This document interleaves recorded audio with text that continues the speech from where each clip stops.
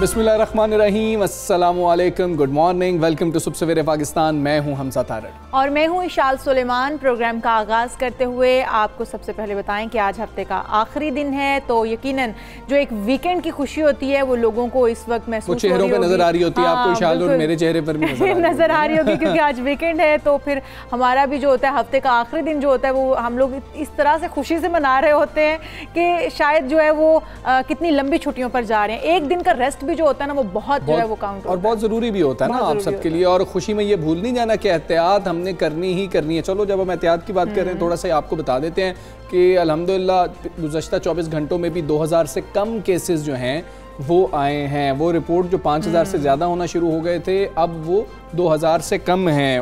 1923 जो है केसेस गुज़श्ता 24 घंटों में सामने आए और शरह भी जो है वो 3.81% है। लेकिन साथ ही साथ हमने 84 कीमती जानें जो हैं वो भी खो दी हैं और इस वबा की वजह से हमारे इतने प्यारे लोग जो हैं वो हमसे जुदा हो गए हैं। तो हमने एहतियात तो लाजमी तौर पर करनी है और एहतियात लाजमी करनी है और हमें वैक्सीनेट लाजमी होना है। आपको अब कोड्स आने शुरू हो चुके होंगे और जैसे कि जो 19 साल से अबव के लोग हैं, 18 साल की उम्र से जो आगे तक के लोग हैं उनकी वैक्सीनेशन भी अब शुरू हो चुकी है। तो आप लोगों को कोड भी आने शुरू हो चुके होंगे। आप लोग जाइए, जाके वैक्सीनेट हो जाइए। जैसे कि हमजा कह रहे हैं कि अब हमें ज़्यादा से ज़्यादा एहतियात की ज़रूरत है। हमने देखा कि थोड़ा सा लोग ना रिलैक्स हुए हैं। क्यों हुए हैं? क्योंकि केसेस थोड़े नीचे आए हैं। केसेस की जो जिस तरह से बढ़ रहे थे उनकी शरह कम हुई है। फिर उसके बाद हमने देखा कि वैक्सीनेट हो रहे थे लोग, लेकिन बेहतियाती भी साथ हमने देखा कि लोगों ने शुरू कर दी है। मास्क उस तरह से नहीं पहने जा रहे हैं, समाजी फासला नहीं रखा जा रहा है। तो ये चीज़ें फिर से हमें कहीं मुश्किल में ना डाल दें। बिल्कुल ऐसी है शाल। एक और अहम चीज़ कि अब रिपोर्ट के मुताबिक पंजाब में सबसे तेज़ी से वैक्सीनेशन का अमल इस वक्त जारी है सुबह पंजाब के अंदर। और जिस तरीके से हमने आपको गुज़श्ता रोज़ बताया था कि डॉक्टर यास्मीन राशिद कह रही हैं अब तो हमने रोज़ाना की बुनियाद पर 2.5 लाख टारगेट रख लिया कि हमने डोजेस लगानी है, लेकिन अभी भी पंजाब में सिर्फ 7% लोगों को वैक्सीनेट किया जा चुका है और किया जा सका है। उसकी वजह क्या है? वजह हम लोग हैं। इसकी वजह ये नहीं है कि वैक्सीनेशन मौजूद नहीं है, किसी किस्म की कोई शॉर्टेज नहीं है। इसकी वजह ये है कि हम लोग जाना ही नहीं चाहते हैं, वैक्सीनेट होना नहीं चाहते हैं। हम लोग इस अहमियत को समझ ही नहीं पा रहे कि वैक्सीनेशन इस वक्त कितनी ज़रूरी है। तो अगर आप जब तक ये नहीं समझ पाएंगे और जब तक आप निकलेंगे नहीं या वैक्सीनेशन सेंटर्स पर नहीं जाएंगे, वैक्सीनेट नहीं हो जाते, हम हर्ड इम्यूनिटी हासिल कर ही नहीं कर पाएंगे। अब गवर्नमेंट ने तो आप सबके लिए जो है रास्ते खोल दिए हैं। 30 साल से ऊपर के अफराद तो जाएँ, कोई कोड शोड आपको नहीं चाहिए, अपना शनाख्ती कार्ड आपने लेके जाना है और अपने बुज़ुर्गों को भी लेकर जाएं, जाकर ख़ुद को भी और बुज़ुर्गों को भी वैक्सीनेट करवाएं। जो 18 से 30 साल की हम बात करें यानी कि 19 साल से लेकर जो 30 साल तक के लोग हैं उनको कोड आएगा और उनको जब कोड आएगा वो अपने सेंटर में जाएंगे, जो सेंटर भी आपको मैसेज कर दिया जाएगा, वहाँ पर ख़ुद को वैक्सीनेट करवा सकते हैं। और सरकारी मुलाजिमीन के लिए जैसे हमने कल भी बताया कि ज़रूरी कर दिया गया है और सरकारी मुलाजिमीन को ये ना हो कि कल को ये भुगतना पड़े कि कहीं तनख्वाहें ही ना मिले। तो आपको जल्द से जल्द वैक्सीनेट हो जाना चाहिए। ना सिर्फ आपको बल्कि आपकी फैमिलीज को भी जल्द से जल्द वैक्सीनेट हम सबको हो जाना चाहिए क्योंकि हम सबकी, पाकिस्तान की, पूरी दुनिया की बेहतरी इसी में ही है। तो अभी हम आपको बताएंगे कि पाकिस्तान समेत दुनिया भर में आज माहौलियात का आलमी दिन मनाया जा रहा है और पाकिस्तान के लिए एक तारीख साज दिन भी है क्योंकि इस साल इस दिन की मेज़बानी का शर्फ जो है वो पाकिस्तान को हासिल है। हम पहली दफ़ा तारीख में इस दिन की मेज़बानी करने जा रहे हैं। बिल्कुल ऐसा ही है। दरअसल पाकिस्तान के माहौल दोस्त इक़दामात का आलमी सतह पर एतराफ़ जो है वो किया गया है। मौसमियाती ख़तरों से नबरदास्मा ममालिक में शामिल होने के बावजूद पाकिस्तान मुसलसल देखें तो बेहतरी की जानिब गामजन है। कोरोना वायरस की वबा में भी मजबूत जो मईशतें थीं मुँह के बल आ गिरी, तो पाकिस्तान ने वहाँ पर भी कामयाबी से माहौलियात के मनसूबों पर काम जारी रखा है और एक आलमी रहनुमा के तौर पर हमारा मुल्क जो है वो उभर कर सामने आया और हुकूमत पाकिस्तान ने आलमी यौम माहौलियात के दिन की मेज़बानी के लिए तमाम तैयारियाँ मुकम्मल की हुई हैं और इस मौके पर वजारत मौसमियाती तब्दीली समेत मुल्क के मुख्तलिफ जामियात जो हैं, मुख्तलिफ जो ऑर्गेनाइजेशंस हैं, वहाँ पर भी तकरीबात का एहतमाम किया जा रहा है। पूरा दिन ये एहतमाम किया जाएगा, तकरीबात होंगी। हम इस दिन को कैसे मनाने जा रहे हैं, इस दिन की अहमियत क्या है और पाकिस्तान को जो इस वक्त सराहा जा रहा है उसकी कितनी ज़्यादा अहमियत है, अब पाकिस्तान ने मज़ीद क्या प्लान किया। वज़ीर ममलिकत बराए मौसमियाती तब्दीली ज़रताज गुल साहिबा हमारे साथ मौजूद हैं। ज़रताज गुल, अस्सलाम वालेकुम, गुड मॉर्निंग, बहुत शुक्रिया आपने वक्त निकाला। आज काफ़ी बिजी भी होंगी आप। बैनुल-अक़वामी यौम माहौलियात के मेज़बान के तौर पर हमें बताइएगा, पाकिस्तान आज दुनिया को क्या पैगाम देने जा रहा है? थैंक यू जी। पहले तो सबसे पहले हमें इस बात के ऊपर बहुत खुशी है और हमें इंटरनेशनल कम्युनिटी और यूएन फोरम का, हमें यूएनएफ का जो है हमें शुक्रिया अदा करना चाहिए कि हमारा पोर्टफोलियो दे के और हमारे जो सीरियस एक्शन और रोल है, जो प्राइम मिनिस्टर इमरान खान का एक विज़न है और उनका एक इंटरेस्ट है, जिसकी वजह से हम लोगों ने जो 3 सालों में मौसमियाती तब्दीली को टैकल करने के लिए, फ़ाइट करने के लिए, क्योंकि पाकिस्तान दुनिया के सबसे ज़्यादा उन ममालिक में शामिल है क्लाइमेट इंडेक्स में जो सबसे ज़्यादा थ्रेटन है मौसमियाती तब्दीली की वजह से। तो वो जो हमने एक सीरियस रोल अदा किया, हम एज़ ए ग्रीन चैम्पियन के तौर पर दुनिया में उभरे, उस वजह से जो हमें उन्होंने वर्ल्ड इन्वायरमेंट डे की आज जो हमें मेज़बानी दी है, पहले तो मैं उसका शुक्रिया अदा करती हूँ। और क्या आज हम पैगाम देंगे, देखिए आज की थीम भी यही है कि इकोसिस्टम रेस्टोरेशन और बायोडाइवर्सिटी, हर साल इसकी नई थीम होती है और उस थीम के तहत हमें आज प्लेज करना चाहिए, हमें वादा करना चाहिए अपने आप के साथ भी और एज ए पेट्रियाटिक पाकिस्तानी भी कि हम जो प्राइम मिनिस्टर इमरान खान का जो विज़न है उसके मुताबिक उनका हाथ बटाएंगे, अपने हिस्से का दरख्त लगाएंगे और माहौल को नुकसान नहीं पहुंचाएंगे, क्योंकि पहले ही बहुत ज़्यादा डैमेज हो चुका है और पाकिस्तान को इस कदर शदीद ख़तरात हैं कि हमारे ग्लेशियर तेज़ी से पिघल रहे हैं, हमारे दरिया जो है वो सूख रहे हैं, फ्लड्स हर साल हमारे यहाँ मुल्क में आ जाते हैं। अर्बन जो एक जिसको कहते हैं फ्लडिंग, वो पाकिस्तान में शुरू हो चुकी है। कराची में 37 से ज़्यादा लोग एक ही रात में शहीद हो गए थे अर्बन फ्लड्स की वजह से या हेवी रेनफॉल की वजह से, और हमारी फसलों को नुकसान पहुंचा रहा है। तो हमने प्लेज करना है, यही पैगाम आज हम देंगे कि हमने प्लेज करना है, वादा करना है कि हम अपने इन्वायरमेंट को और अपने पाकिस्तान को, कुदरती ज़खायर को और कुदरती चश्मों को, फ्लोरा एंड फाना को, बायोडाइवर्सिटी को, चरिंद परिंद को, किसी चीज़ को भी नुकसान नहीं पहुँचाएंगे, पोल्यूट नहीं करेंगे चीज़ों को। क्योंकि अगर हमने आज अपने आप को, देर तो बहुत हो गई है, लेकिन अगर आज हमने एज ए रिस्पॉन्सिबल सिटीज़न ना बिहेव किया तो ज़ाहिर बात है हमारी नस्लों के लिए सेफ पाकिस्तान खुदा नख्वास्ता नहीं होगा। यही पैगाम। ज़रताज साहब भाई, पहले था बिलियन ट्री मनसूबा, फिर आया 10 बिलियन ट्री मनसूबा, कब तक पाया तकमील तक पहुंचने के इम्कानात हैं, कब तक हम देखेंगे ये दरख्त लग जाएंगे?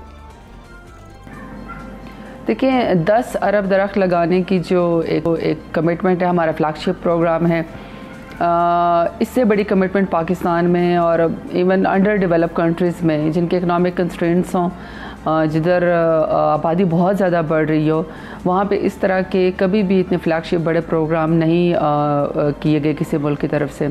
और हमारी तो 70 साल की दौरे हुकूमत में जो पिछली थी उसमें कभी भी पाकिस्तान में कभी भी क्लाइमेट फंडिंग या जिसको कहते हैं ग्रीन इनिशिएटिव के ऊपर कभी भी काम नहीं किया गया। इनफैक्ट दरख्तों को काटा ही गया, जंगलात को बेदरेग जो है लकड़ी काटी गई, चोरी की, नुकसान पहुँचाया गया और इन लैंड को इनक्रोच करके कब्ज़ा माफिया के साथ मिलकर उसके ऊपर जो है वो अपने मकानात और घर जो है वो तामीर किए गए। तो 10 अरब दरख्त लगाने का जो प्राइम मिनिस्टर इमरान खान का इनिशिएटिव था, ये KPK में जो बिलियन ट्री सुनामी जो हमने बाउंड चैलेंज में हमने जिसको सरपास किया, 1 अरब से ज़्यादा हमने दरख्त लगाए, उसी की रेप्लिकेशन है। अभी हमने 3-4 दिन पहले प्राइम मिनिस्टर इमरान खान ने मखनियाल जो है हरीपुर डिस्ट्रिक्ट में जो 1 बिलियन या 1 अरब वा जो दरख्त था वो लगा के 1 अरब पूरे किए। 9 अरब अभी रहते हैं।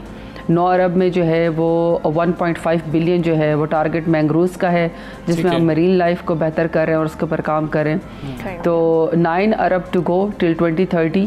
और लेकिन ये कि हमने अपने डिपार्टमेंट में इसके ऊपर काम कर लिया है। हमने अंडर वन अम्ब्रेला तमाम सूबों को ऑन बोर्ड कर लिया है। हमने उसकी जो बजट एलोकेशन है 127 बिलियन की already prime minister Imran Khan ने सबसे बड़ा बजट जो है इस मिनिस्ट्री को, इस फ्लैगशिप प्रोग्राम के लिए दिया है। हमने कम्युनिटी को, डिपार्टमेंट्स को इसमें इन्वॉल्व कर लिया है, टारगेट्स हमारे बन गए, नर्सरीज़ के ऊपर हमने काम कर लिया है, तो इंशाल्लाह सही समत में चल पड़े हैं और बाकी जो दरख्त हैं वो इंशाल्लाह 2030 तक लगाने में कामयाब हो जाएंगे। क्लीन और ग्रीन पाकिस्तान के लिए अरबों दरख्त लगाना तो काबिल तारीफ़ इक़दाम है और पूरी दुनिया इसको सराह रही है, मगर मज़ीद कौन कौन से शोबे हैं जहाँ पर माहौलियाती तब्दीली से मुकाबला करने के लिए इन्वेस्टमेंट की जाएगी या फिर वैसे शऊर उजागर किया जाएगा, उनकी मदद ली जाएगी? देखिए, क्लीन ग्रीन पाकिस्तान तो बिहेवियर चेंज की सबसे बड़ी मूवमेंट है जिसमें हम लोगों को कि बिहेवियर चेंज के ऊपर काम करें कि अल्लाह ताला ने आपको इंतहाई खूबसूरत मुल्क दिया जिसका लैंडस्केप बहुत खूबसूरत है। एक तरफ आप हिमालयाज़ और कराकोरम और शेख बदीन और जो हमारी जो सॉल्ट रेंज है या कोह सलेमान है उसकी खूबसूरती और जो ग्रैंड्योर है उससे ज़्यादा खूबसूरत अब आपके पास किसी और मुल्क के पास वो नहीं है, रेंज नहीं है माउंटेन की। दूसरी तरफ अगर आप देखें तो लश लाइल ग्रीन जो है आपका नॉर्दर्न एरियाज़ है, हुंजा तक की खूबसूरती इंसान एब्जॉर्ब नहीं कर सकता, सवात तक की इसके तरह खूबसूरत है। तो लेकिन हमारा प्रॉब्लम ये है कि हम टूरिज़म में उतने पैसे पोटेंशियल नहीं हासिल कर सकते क्योंकि हमारे यहाँ एक जिसको कहते हैं कि ग्रीनरी और क्लीनलीनेस नहीं है। तो ये तो बिहेवियर चेंज की सबसे बड़ी मूवमेंट है और उसमें हम लोगों को ये शऊर दे रहे हैं कि एकेडमिया और डिस्ट्रिक्ट के लोग, गली मोहल्ले के सब लोग अपने इलाकों की ओनरशिप लें और क्लीन ग्रीन पाकिस्तान में प्राइम इमरान खान का हाथ बटाए कि अकेले हुकूमत कुछ नहीं कर सकती है। ठीक है। लेकिन इसके अलावा अगर आप हमसे इसमें हम सॉलिड वेस्ट मैनेजमेंट के ऊपर काम करें, शहरों में हम अर्बन फॉरेस्टेशन मियावाकी फॉरेस्ट हम लोगों ने शामिल किया उसमें, जो सबसे एक जापानीज़ बोटानिकल या बोटानिस्ट का सबसे अच्छा एक तरीका है जिसमें जल्दी ग्रो हो जाते हैं शहरों के अंदर जो है वो जो जंगल होते हैं छोटे सतह पे। तो वो तो प्राइम मिनिस्टर इमरान खान का ऑलरेडी ऑर्डर है, बड़ा क्लियर डायरेक्टिव है कि जहाँ पे शहरों के अंदर कोई जगह इनक्रोच्ड है गवर्नमेंट लैंड उसको डी इनक्रोच करें और फ़ौरन वहाँ पे पार्क्स और मियावाकी फॉरेस्ट लगाएं। इसके अलावा फ्लैगशिप प्रोग्राम में हमारे पास जो है वो बड़े जो टारगेट्स हमने अचीव करने, रिचार्ज पाकिस्तान के ऊपर काम कर रहे हैं। रिचार्ज पाकिस्तान में हम लोग जो हमारा फ्लड वाटर है या जो हमारा रेनफॉल की वजह से जो बारिशों का पानी आता है और वो एक अजाब बन जाता है लोगों के लिए, उसको हम एसेट में तब्दील कर रहे हैं और उसको हम पानी की ज़मीन की नमी को दोबारा बेहतर करने के लिए और वाटर टेबल को के लिए इसको के डिप्लीशन ऑफ वाटर जैसे सिंध के अंदर या थर में या फिर स्पेशली जो बलूचिस्तान में तो 1200 फुट से पानी नीचे चला गया है, इसके अंदर पंपिंग की गई, इसके अंदर क्लीन ड्रिंकिंग वाटर को ज़ाया किया गया, तो उसको रिचार्ज करना चाह रहे हैं। ये एक बड़ा विजन है, एक बड़ा प्रोग्राम है हमारी दौरे हुकूमत का। इसके ऊपर आगे काम करें कि तबाही सैलाब का पानी और बारिश का पानी मचाने के बजाय इसको हम दोबारा से अपनी ज़मीन को ठीक करें, रिचार्ज कर लें, इसमें से एक्वाफर अपने बढ़ाएँ। फिर प्लास्टिक बैग्स बैन के ऊपर काम करें, सॉलिड वेस्ट मैनेजमेंट के ऊपर काम करें, इसको सॉलिड टू वेस्ट को जो है वो एनर्जी में चेंज करना चाह रहे हैं। उसके ऊपर बड़े अभी कंज्यूमर उसके ऊपर भी एक्सटेंडेड रिस्पॉन्सिबिलिटी के ऊपर भी काम करें और गवर्नमेंट खुद भी सॉलिड वेस्ट मैनेजमेंट के ऊपर जो है वो अपने शहरों के साथ मिलकर काम करी। तो 20 कंट्रीज़ सिटीज़ में हमने कॉम्पिटिशन भी कराया है। इसके अलावा पॉलीथीन के ऊपर जो है इस्लामाबाद में तो बड़ा अच्छा अमल हो रहा है, लेकिन ये कि सुबह से भी ये अपील है तो उसको प्लास्टिक पोल्यूशन को ख़त्म करना चाहते हैं। और इससे भी बड़ा इनिशिएटिव जो है फ्लैगशिप प्रोग्राम जिसको मैं कहूँगी, जिसमें हम इकोसिस्टम रेस्टोरेशन में 23 नेशनल पार्क हम लोगों ने शामिल किया। रिन्यूएबल एनर्जी प्रोजेक्ट्स जो हैं वो हम देखें पूरी दुनिया में बड़ी पुरकशिश मतलब रखते हैं, अपने अंदर एक कशिश रखते हैं। हमारी तरजीहात क्या हैं? हम देखें तो महंगे तरीन फर्नेस ऑयल हैं या कोयले से हम लोग जो है वो बिजली पैदा कर रहे हैं। बहुत ही हम लोग देखें तो अपने माहौल को खुद गंदा कर रहे हैं। हमारी तरजीहात आखिर क्या हैं? हम इससे किस तरीके से छुटकारा हासिल कर सकते हैं? वेरी वैलिड क्वेश्चन जी। रिन्यूएबल एनर्जी जो है वो मिनिस्ट्री ऑफ क्लाइमेट चेंज जो हमारी एक वाटर पॉलिसी भी बन चुकी है और पावर मिनिस्ट्री के साथ रिन्यूएबल एनर्जी भी, नेशनल रिन्यूएबल एनर्जी पॉलिसी भी कैबिनेट ने अप्रूव करवाई हुई है। उसमें हम लोगों ने दुनिया से वादा किया कि 2030 तक हम लोग 60% जो है रिन्यूएबल एनर्जी पे आ जाएंगे और जितनी भी क्लीन एनर्जी है, चाहे वो हाइड्रल है, चाहे वो विंड है, सोलर है, हम उसके ऊपर काम कर रहे हैं। और बल्कि आप देख भी रहे हैं कि 2 बड़े डैम जो है वो तो बनने जा रहे हैं और बाकी टोटल मिला के 10 डैम 1963 के बाद पहली दफ़ा पाकिस्तान में काम हो रहा है। गोमलजाम डैम इंशाल्लाह बनने जा रहा है केपी के अंदर। दियामिर बादशाह डैम, दासू डैम, इसके ऊपर तो काम already prime minister Imran Khan बड़े ज़ोर शोर से कर रहे हैं।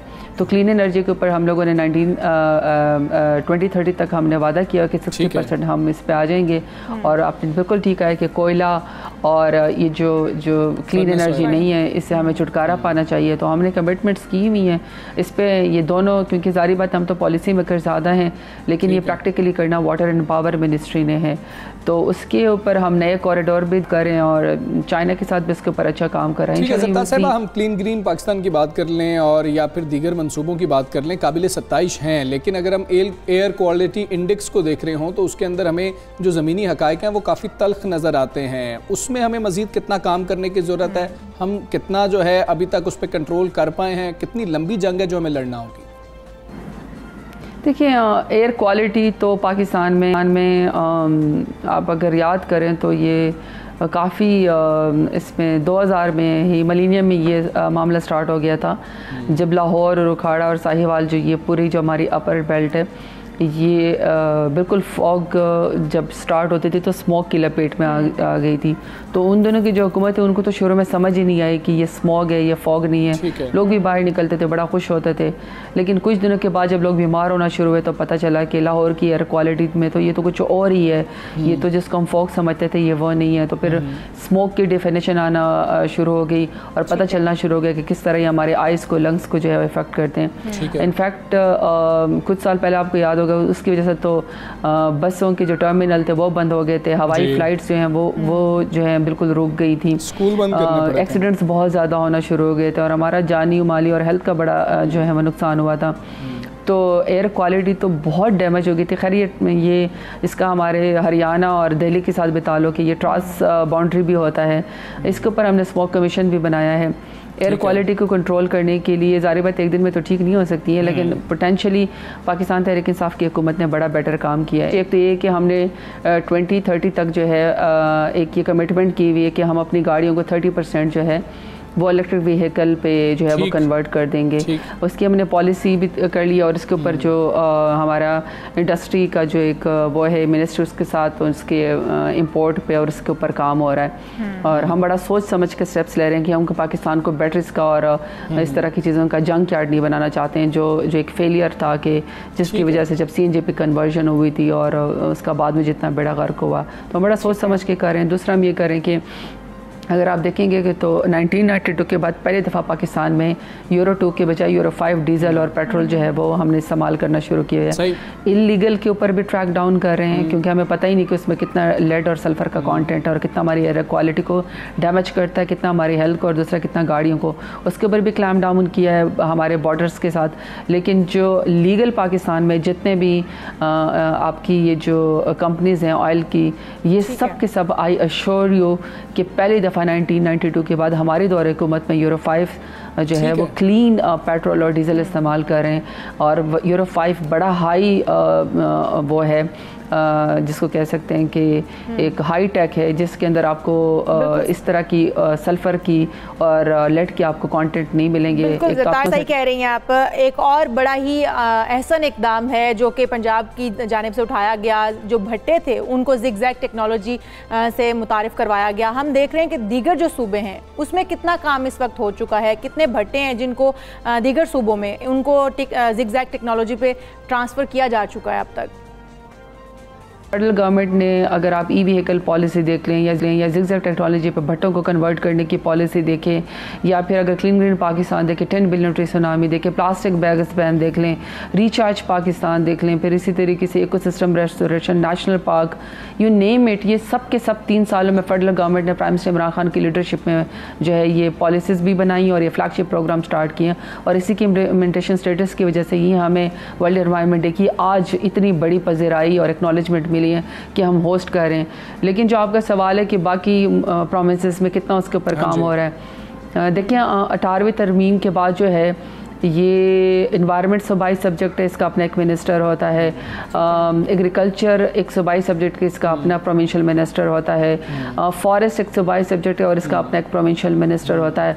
तो फेडरल गवर्नमेंट तो जितने मैंने आपको प्रोग्राम गिनवाए प्राइम मिनिस्टर इमरान खान की लीडरशिप में हम पॉलिसी मेकिंग डायरेक्शंस दे सकते हैं, लेकिन उसके ऊपर इम्प्लीमेंटेशन स्टेटस या इम्प्लीमेंटेशन तो सुबह नहीं करना है। तो चीफ मिनिस्टर साहिबान की भी रिस्पॉन्सिबिलिटी है और डिपार्टमेंट्स की भी रिस्पॉन्सिबिलिटी, सूबाई मिनिस्टर्स की भी रिस्पॉन्सिबिलिटी है कि इतना बड़ा तारीख़ में आपको मौका मिल रहा है कि आप क्लाइमेट चेंज के ऊपर काम कर सकें, अपनी फूड सिक्योरिटी को बेहतर कर सकें, अपने मुल्क को साफ़ कर सकें, सॉलिड वेस्ट मैनेजमेंट के ऊपर काम कर सकें और प्लास्टिक पोल्यूशन से निजात हासिल कर सकें, मुल्क को जो है को टूरिज़म की तरफ ले जाएं। इवन टूरिज़म भी सूबाई सब्जेक्ट है, उसका भी अपना एक मिनिस्टर होता है टूरिज़म का। तो फेडरल गवर्नमेंट के साथ ताउन करना चाहिए और उनको चाहिए कि अपने सूबों में ताजगुल साहिबा, बहुत शुक्रिया आपका। सुबह सवेरे पाकिस्तान से आप बात कर रही थी, हम सबकी भी ये जिम्मेदारी है इशाल, और जिस तरह गवर्नमेंट कोशिश कर रही है, तमाम जो सूबाई गवर्नमेंट्स हैं, मतलब वफाकी हुकूमत के साथ सूबाई हुकूमतों को भी इसमें अपना किरदार अदा करना चाहिए। और आज बड़े एजाज़ की बात है कि पाकिस्तान को ये एजाज़ मिल रहा है कि हम आज जो है इसकी मेज़बानी करने जा रहे हैं। आगे बढ़ते हैं। और भी बहुत सारे मुलाकात हुई है कल, बहुत अहम मुलाकातें थी कल। वज़ीर आज़म इमरान खान ने कराची के बासियों को ये बड़ी खुशखबरी सुनाई है मुलाकात के बाद कि आइंदा बजट में कराची हैदराबाद की तरक्याती ज़रूरियात पर खसूसी तौर पर गौर किया जाएगा।